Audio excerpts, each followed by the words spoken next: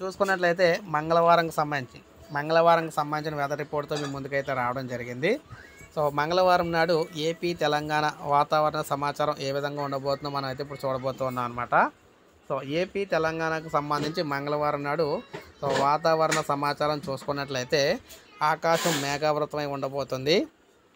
పెద్దగా మనకి ఎక్కడ చూసుకున్నా కూడా వర్షాలు పడే అవకాశం అయితే లేదనమాట. రెండు తెలుగు రాష్ట్రాలకు సంబంధించి వర్షాలు పడే అవకాశం అయితే లేదు. అయితే కొద్దిగా చిన్నది మనం చూసుకున్నట్లయితే ఇక్కడ మీరు గమనించవచ్చు. ఆంధ్రప్రదేశ్లోని చిత్తూరు జిల్లాలో మాత్రం లైట్గా చిరుజల్లు పడే అవకాశం అయితే ఉందన్నమాట.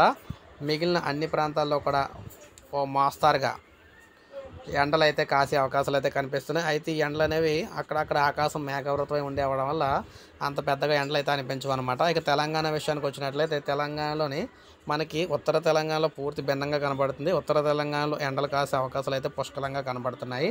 ఇక దక్షిణ తెలంగాణ చూసుకున్నట్లయితే కొంతవరకు ఆకాశం మేఘావృతమై ఉండి అప్పుడప్పుడు ఎండ కాయడం, అప్పుడప్పుడు కొంతవరకు ఆకాశం మేఘావృతం అయితే ఉండడం అయితే జరుగుతుంది అనమాట. అయితే వర్షాలు అయితే రావు. సో ఇది మనకి మంగళవారంకి సంబంధించిన వెదర్ రిపోర్ట్ అనమాట.